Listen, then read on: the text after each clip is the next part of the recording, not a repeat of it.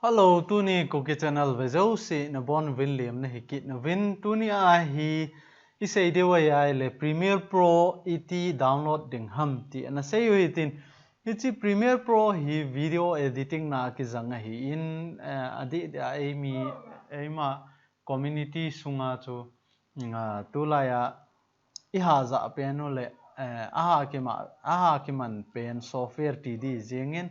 album it hoting on le video editing thulkhat ibol on le video editing ban le KUKI channel YouTube channel ho momong anavelo hen atam jopi hi mi channel ho hi video langen hi nai cho iti edit bolding hamiti ai le chi software hi poimo pen hi ti chu iga sei thewin tin hi chi Premiere Pro hi ikhatna kya za hi na video editing na ai cho tu iti download ding ham ti ai le tunia hi chalaya video ai in sei cho hi phan ma saung chu kan sei ta na hin lai cho kan het thiam lo je wa chu tunia hi proof ong in sa deu aban le hoi lai mi ding ham ti ho chan ge in sei de wa hi in ichina dinga cho hi chi uterine kiti pen hi uterine software na ne ngai ni chi 5 MB 7 MB bo hi nan op mai le Google a cho na chi a hi chalaya hi uterine na type mai le chalaya uterine tin lang hi tin type le chun hi tai hong ding hi ni ta hong ting le chalai ga mi na chalaya ko na hong hi nang in na ki download the hi na chalaya ko na hi nang in chalaya hi na mi a na download jing the short loading hi na a hin la chu ni ai sei nom pe na choi le Premiere Pro iti download ding ham ti a hi in Premiere Pro ong hi azat chum a umin hi ji a cho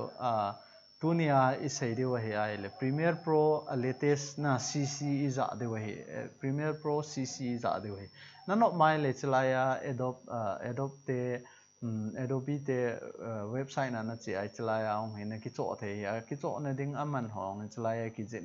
sang som le sang gu le zani le som thum le gu hi chi Photoshop ma hi in Premiere Pro na de ai le chawai sang som le gu le zani le som thum le gu ma mai chawang na ki cho the ya man uma na ki cho no mai le na ngai la tu ni ai se de man pi ngai lo wa a ki crack sa software ki ngai lo wa iti download na za thei ham ti a he le he china dinga chu hi Premiere Pro na type ding ai na hi chalaya Google na che tai ti te chalai Google na che teng le hi chalaya hi Premiere Pro na type ding ai Premiere Pro type le chun hi chalaya hi Google ai tai ong ki so ding ni jawa ko na chu nangin na no mai le Adobe te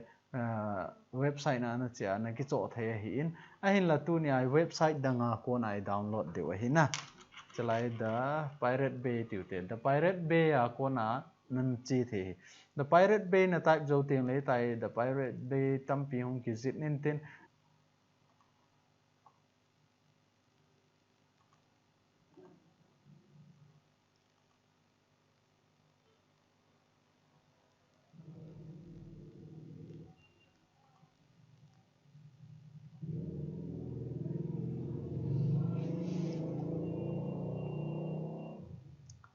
Ita ong ting le chalai Adobe Premiere Pro te ana type ding aban le all select na bolding aban le chewa pirate search ai na mi ding hina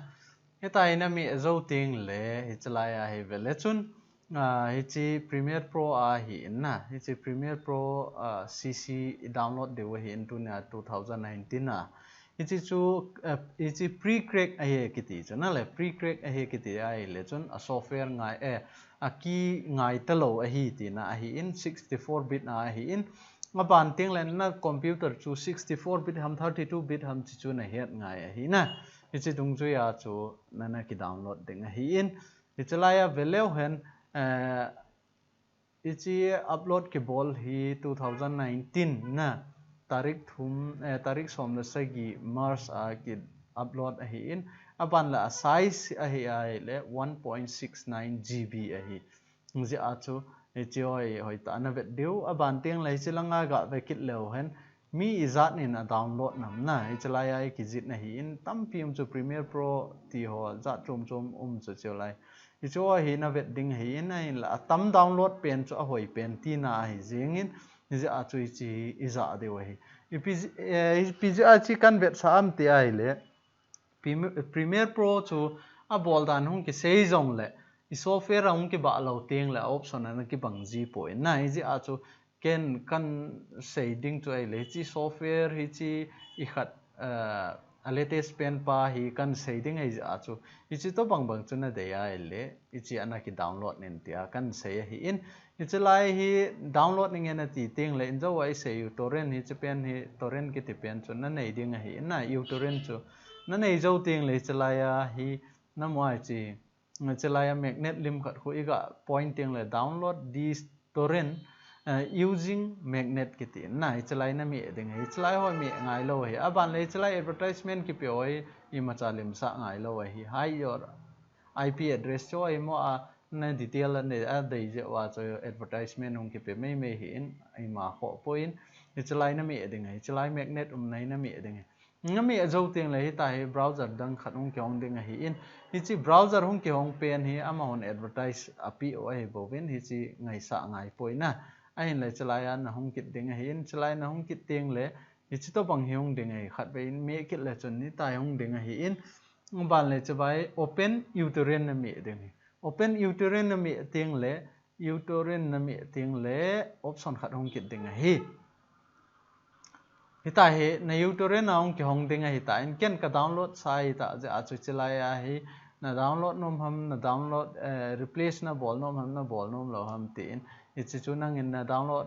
nai lo wai le chung ki downloading yes na na mi ding hi yes na mi zo ting le to a chu I tai hong ki download ding hi na internet speed dung ju ya hong ke pe ding hi ni chi chu na internet speed a hat nai le chun pungka khat ham ai lo le 30 minutes ham load ding hi in na internet a hat lo wai le chun ni hlum ke ang load mai the hi na ni ta chu na download tai tu te tai download no vai le I download zo tieng le iti install bol ding ham na iti install bol ding ham iti ai le to a hi a folder ai chi kit de wa hi chalai a folder hoi lai pe na install na bol ham na chalai chu na chi ding ken ka download na chu download na omin chalai a hi tai hong ding ai na nga chu na le hi tai hong ding ai zip file a hong ding ai chi pa hi nai lo ding ai chi ken ka zip ta ja chu hi tai hi hi in na nga chu na download zo teng le hi tai zip file a hong ding hi in zip file a hong teng le right click na na bol ding right click na bol zo teng le extract here hi chwa hi chi folder ma ma extract na bol no mai le chwa hi extract here na bol ding ai lo wai le extract file na bol ding a ban le hoi lai pe na extract a file chu extract na bol no mam chi chu na select ding hi in ain la tu nya het thei na het thei pen ding wa extract here na bol ding ai na extract here na bol ting le chawai process chom khat hong in tin a bana a process lo chu na nga zo ting le hi ta hi folder hong ding ai na hi ta hi folder hong ding ai in folder khat na hi ta hi hong do ting le hi chi extract bol na ding a chu winras file na nei lo wai le internet a chu na chi winras file na download kit ding hi chalai ga chi le han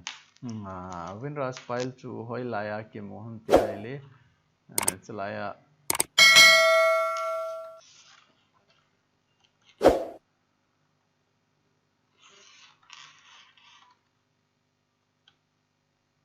hi tai winrat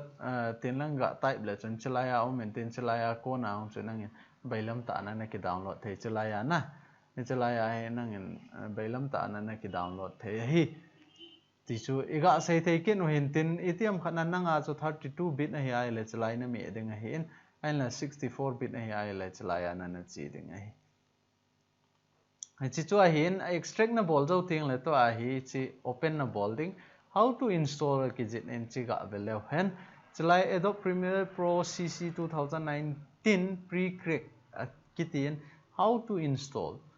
run exe file na chi chu run setup exe file chu na run ding hi aban ting le iza kai chu all ki crack sa he tin chalai double click na me ding double click na me zo ting le na khat hungen ten option khat na install nom ham na install nom lo ham ti hum ke pe ding hi in chi chu ta hi yes na mi ding hi na yes na mi ting le amal ma chalai hum ki install in tin aung ki install to ting le nge chi chu install na chu na nga ding hi in install na chu na computer a fast ai le chun chom lo ka ke chai ding na computer a slow ai le chun password piung lut kit ding hi in chu la ong hi 20-30 minutes well na nga ngai kit hi na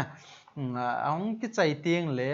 chalai windows a cheu tin a ban tieng le chalai Adobe Premiere Pro na hi chi hon dio hi chi chu hon ti chom khat na nga ngain internet na connect nom long la kho lo na connect nom lo long la kho lo hi izi inam ti la hi chi pre crack a hi tain a serial key imacha key hung ki dong ta lo ding hi a bona chu ne ta chu hung ki run in tin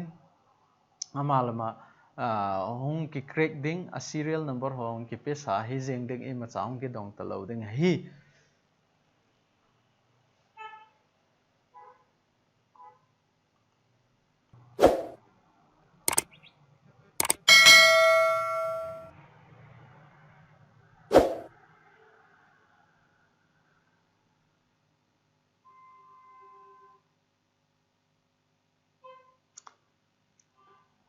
aki open tieng le hitai na screen chung ding a hin hitai ong tieng le to a hi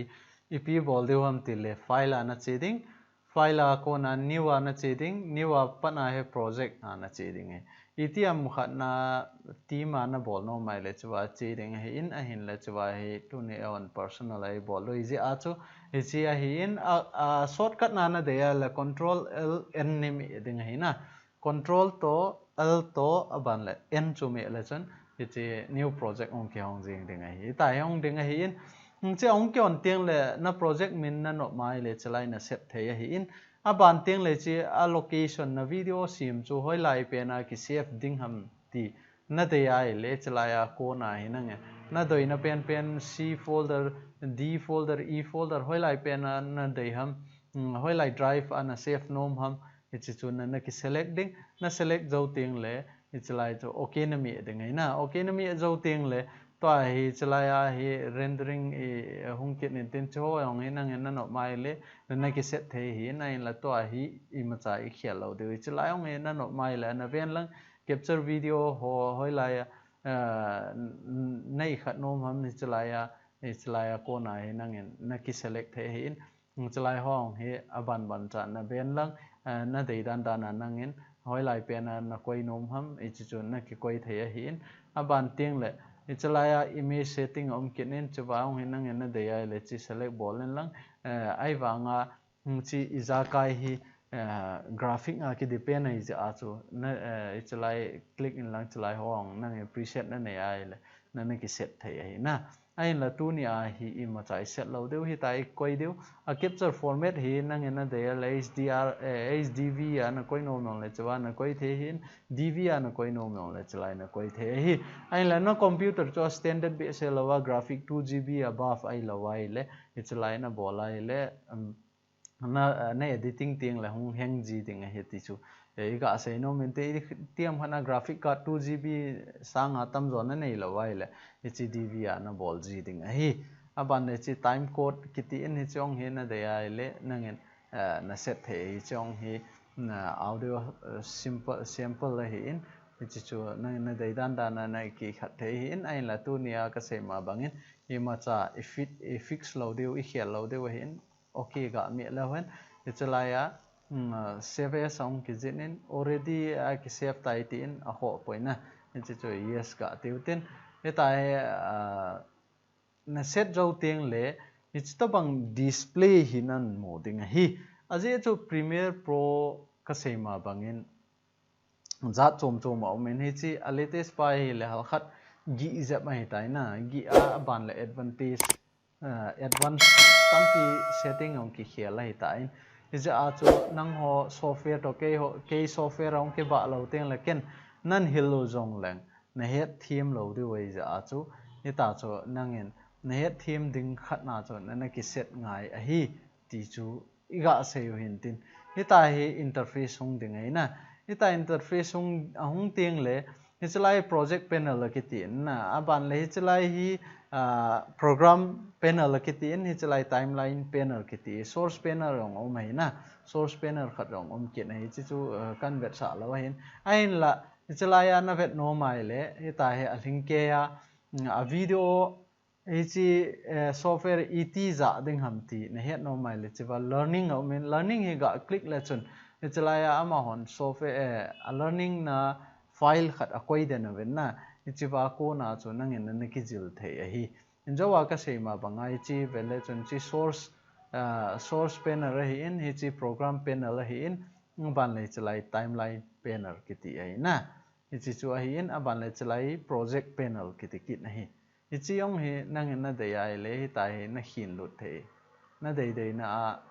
kain lang hi tai kain lang na de ai le chalai ong na koi the na no mai le che ano ya ong na koi the hi tai chong hi na no mai le na kai let kit the tai na le hi chi project panel hita hi chi source panel hita hi chi program panel hita hi chi timeline panel nan de ai le chong hi tai na kaya chalai na let sa the na no mai le chalai na ma na hi tai na khin le the na de dan da na khin the hi chi chu na he no mai le chalai ong ha na vele chon learning min na Premiere Pro overview o min chalaya ga click in la chalaya ko na ong hena jil the ama hon rong na hal khat animation na bol ven hi che ama o animate dan dung ju ya ong hi ki jil the chi vele chon chalai hi a first pen hi project panel na le project panel ki tin abana second pa khu ai le chalaya hi source panel ki ti kin na source panel hi in aban ki teng le athum na pa ga vele hen program panel kitin chawai explanation is a kai ki pi he na is a kai ki pi he aban le chalai next ga click kit lawan chalai ai range ding dan na no mai le ta na hinding ti ong ki zit ke next ga click kit lawan ni chi chai ta win aban pa lesson khat pa ga ve kit lawan chalai hi learn the basic kitin ni chalai basic na jil nom kit na le chong hin na click kit the hi na le chalai basic by get start ga me kit lewan chalai na no mal input ding dan image ho media ho video ho it input bol ding ham ti chalai 2 minute hil chet na nevin aban le chawa hi prepare your clip for editing kit in it chu na vet normal 4 minute a pick it win ita chu khat na ma hon tutorial ong hilaya hal khat an petawin chalai ko na ong chu basic na ki jil thai hi ti chu nga sei the hentin tu nia video et software download ding ham ai lo le hoila ya download ding ham ti iga sei the now i chan chu hintin a kit video tiang le et chalaya hi video koi lut na aban le et editing bol ding ham ti chu i sei di wa hi in chalaya hal khat amon example la khat an pewin ga vele hen chi jamao editing nei na chalaya ho clip khat clip ni clip thum it editing bol ding ham ti phat kit video teng le in sei kit dewa hi in chu tu nia Premiere Pro it download ding ham a key file key ngai lo wa it activate sa internet helang hi jong le za thei ham ti chu higa sei thei now hi chan chu hi tai no ka ke pa